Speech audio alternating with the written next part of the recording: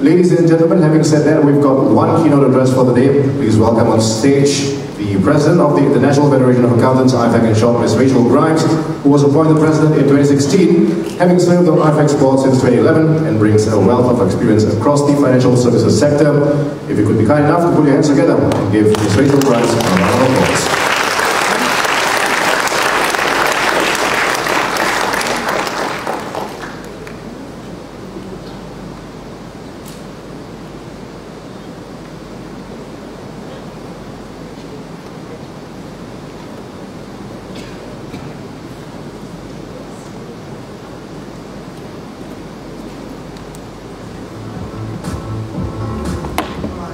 Good to go.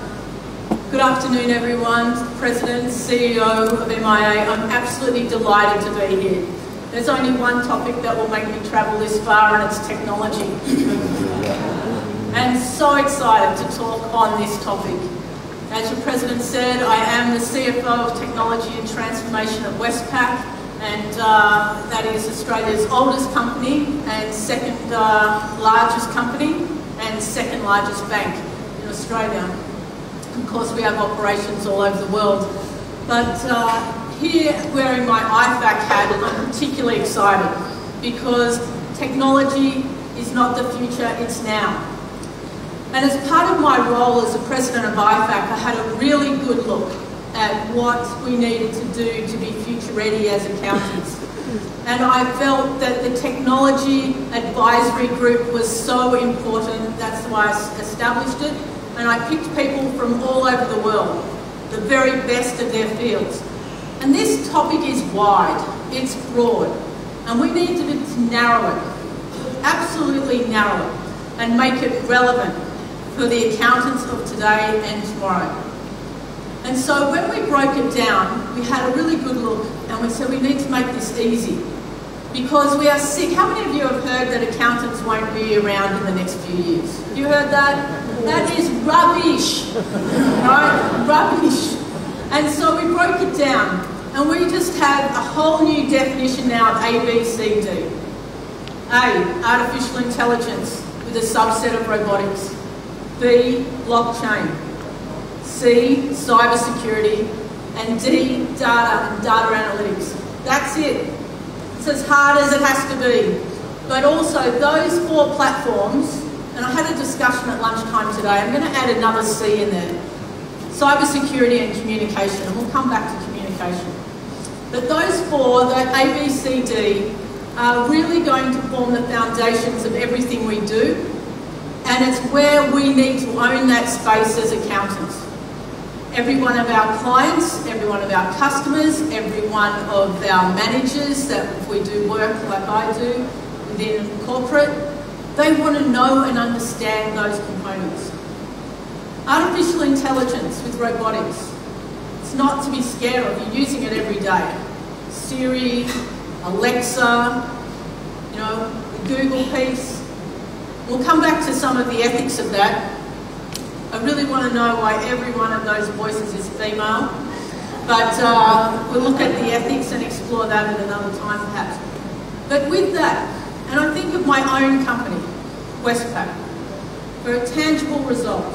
When I inherited in early March the transformation component, so I've now got about 500 people of the 1,000 people working in that transformation, I had a really good look. They're not transforming anything, they're executing largely compliance pieces. So I went and had a really good focus on what some people's roles were. And I found 30 people doing accounts payable and invoicing. Really clever people that have been in the bank for a long time, matching invoices. I said, how repetitive is this? Very repetitive, Rachel, very repetitive. I went, okay. So we set about and we put 8 robotics into the accounts payable. Now these aren't little robots running around, this is just software. Really simple software that can help move the mouse around. Did we buy 1,000 lots of paper there and we got invoiced for that? Yep, matched. Simple. So what I got those robotics to do was not to replace any jobs, but to make the jobs more exciting. Those people still work in accounts payable, But instead of matching invoices, they're working with every vendor that they had previously just matched, but to say, how can we work with you better? How can Westpac offer you more opportunities? Or how can we pay our invoices more on time and get discounts? So what could be a win-win situation? So instead of looking backwards for those people in accounts payable, all of them are now looking forwards. They're adding value, saving money, and making their jobs more interesting. And so with robotics, we have taken away the more mundane, the more compliance focus of our jobs away. And the things that people think make accountants boring, we're removing them. Accountants aren't boring. This is the most exciting profession in the world, and there is no more exciting time to be an accountant than now because of the technology. In relation to blockchain, that's another fascinating piece, and we actually thought that that would be further developed than what it is. We all know it from cryptocurrency, but blockchain is doing everything in regards to inventory, making it easy. I know that there's some vineyards in the middle of Australia that are exporting wine to Asia. They know where every bottle's going because of blockchain. They know the ownership piece. Everyone says auditors won't be required when blockchain comes in. That is rubbish. It's a control environment around that will make that more efficient and an easier process, but we will always need auditors to assist in that. C for cybersecurity. Cybersecurity is the issue that keeps every director and CEO awake at night. If you think over the last few big cybersecurity debacles, like Target in the US, etc., that is the only single thing that can wipe out an entire board and management. And that's what's happened. And that's why people are worried about it, and that's why we need help. Accountants are perfectly placed to assist in the governance around it. They don't necessarily have to be technical, but the controls framework in the first instance can eliminate a lot of the risk. And accountants are great at defining and realising what the risks are. Data analytics. On my board, on the IFAC board, and we have 19 countries represented on the board of 23. One of them is an Auditor General. She said, I wanted to have a total automated view of one of our audits. I'll give you a hint. She's part of the Canadians, so her job's also how to count how many bears they have in Canada. That's one of her big jobs, and report on that. But she said when they did that, they had 150,000 variations to what they thought. Now, when she went back, she said, one, were we testing the right controls? Or two, what skill set do we need in order to analyse this data now that we've had so many variations? So she said about helping her team understand data and data analytics. For me, I'm rarely home at the moment while I have this job. I minded a friend's dog for the weekend. I put down my store card. The next day I had an email, so I bought some dog food. Next day I had an email saying, do you want pet insurance? I went, wow, how good is that? Data analytics, to automate that process and to have a cross sale. So I went back to that store and I found out who did this, who was behind this great initiative. It was an accountant. They realised the value of the data that they had and they were looking to increase the revenue. That's fun. That's a great opportunity. That's valuable. So that's my A, B, C and D. On the point of data, I had an interesting conversation at lunchtime. This is where our standards, and I should say IFAC is only in charge of the audit standards, the education standards and the ethics standards, as well as public sector. We don't own the accounting standards, it's funded separately, and whilst we don't own those standards, we just facilitate them. We're very supportive of them. But what we found is that our standards today are not keeping up with technology. The data one, for example, is key. I can tell you I spend an absolute fortune on technology. Every month, the boss of Westpac says to me, "Rachel, when is this technology going to be cheaper?" I go, "It's not. We're going to spend more and more on technology. As you shut down branches, my costs go up." Really. And so, you know, when we have a look at that, the cost of storage, though, for me, in the last 2 years, has more than halved by unit. But the amount of transactions that are done within the bank have more than doubled. So I'm paying the same amount 2 years ago, even though I thought I was a hero for having a great contract that we renegotiated down. Data costs money, but data is valuable. The accounting standards do not have a standard that says that we should have a value on data. Member bodies, such as the MIA, could, if they wanted to, within the privacy provisions of Malaysia, of course, utilise your data and sell it to American Express, as many other member bodies do, and American Express would pay for that.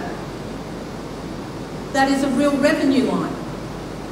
But the member body has to keep your data updated, secure, has to pay for storage, for your change in address, for your change in workplace, for your change in interest. That costs money. Yet these other member bodies around the world are driving quite a very big revenue line. But from where is it derived? There's nothing in the balance sheet. I believe data is valuable.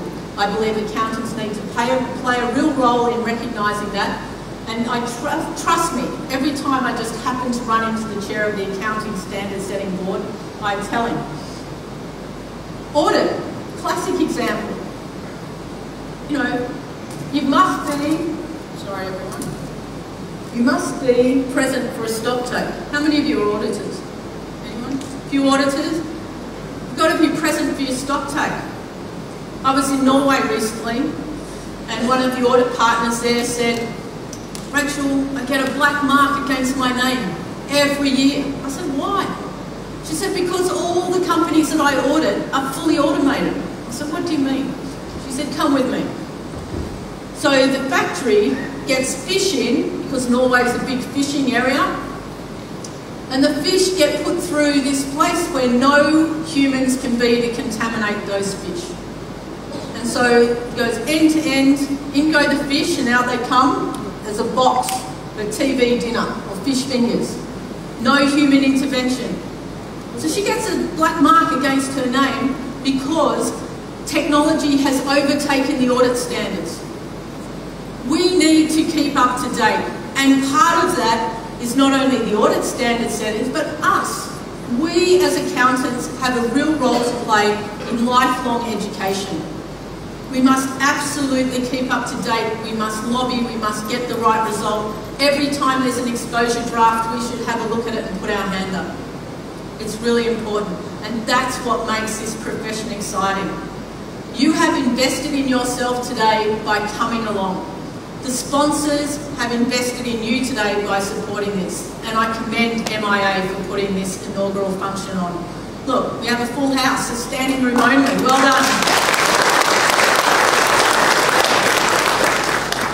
As the IFAC president, as the president of 175 member bodies from 130 countries, my family says it's official. I am the biggest nerd in the world. I hope that translates. So that's right. But it also allows me a fabulous opportunity to travel throughout the world. And I can tell you honestly, in the last few weeks, having been in China, India, Sri Lanka, Singapore, Malaysia now, and from facts that I can quote a number of surveys, Asia, and I hope, given I'm from Australia, Asia Pacific, are the fastest adopters of technology in the world. 58% of CFOs have thought about and are about to implement a program that will adopt some form of transformational technology in their corporations. 58%. It's double that of Europe, and a lot higher still of the United States and South America. That is a wow factor. You are in the sweet spot of the economy. Your skills, having an accounting qualification, gives you a global passport to the world. And adopting and embracing technology will allow you to work anywhere you want to. So this, again, congratulate you for coming today, and I hope you come again next year and the year after, because you're investing in yourself. And it's hard for us at IFAC to work out who's in charge of that investment. Is it universities? Is it in the workplace? Is it in the Big Four? The Big Four are spending an enormous amount of money, in fact I'll say the Big Six are, on changing the way they do audits. And yet, they're a little bit frustrated with companies such as mine that haven't fully automated and adopted brand new technology. So for those of you who are a little bit scared of the future, don't be, because it's sort of like a two-speed economy here. Two-speed technology economy, where older technology is still going to be used for a while, but newer technology is coming in. But I encourage you to get on board with the new technology. Learn as much as you can about those 4 foundational pieces, and you are in the most exciting spot in the world in terms of embracing that technology. So I want to thank you very much for hosting me today. I'm delighted to be here, and thank you again for the invitation. Thank you. Thank you. Please remain on stage for the next honor of the day, Rachel.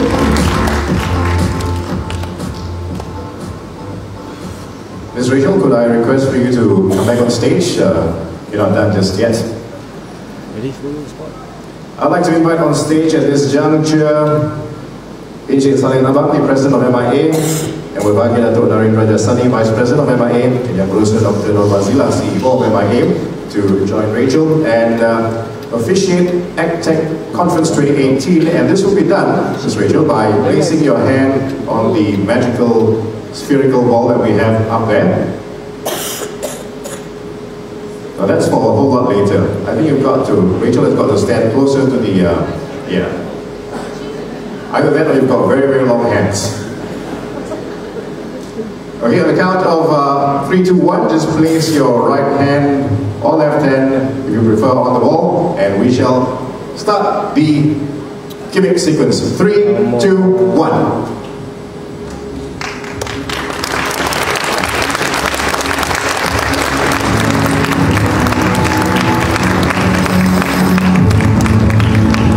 Your eyes on the screen behind you as we play a video.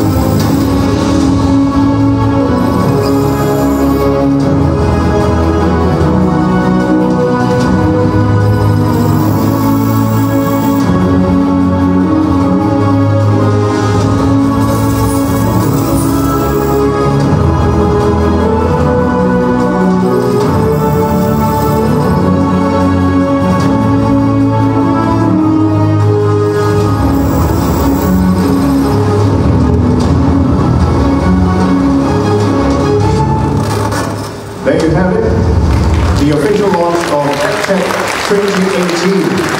We have one more launch that you'd like to do right now, which is the digital technology blueprint.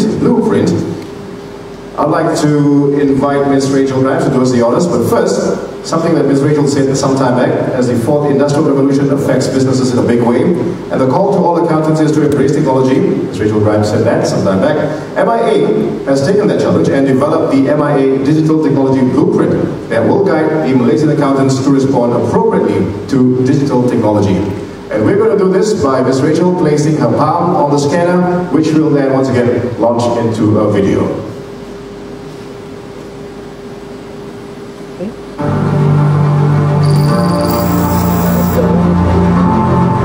If you could be kind enough to cast your eyes on the screen behind you.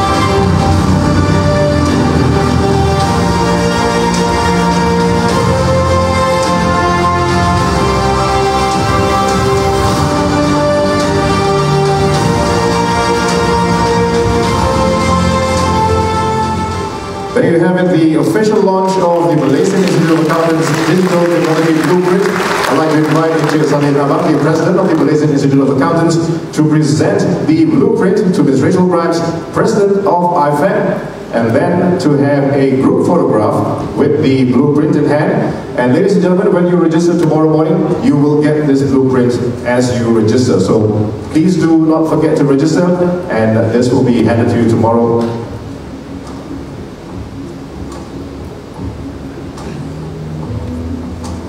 Thank you very much.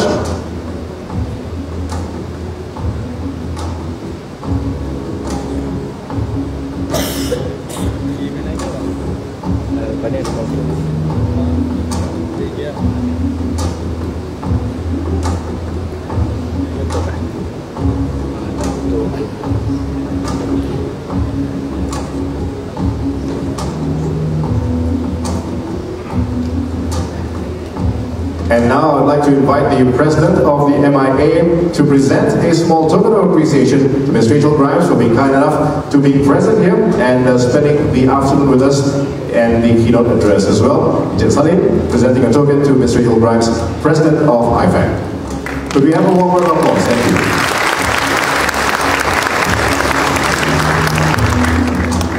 Thank you, VVIPs.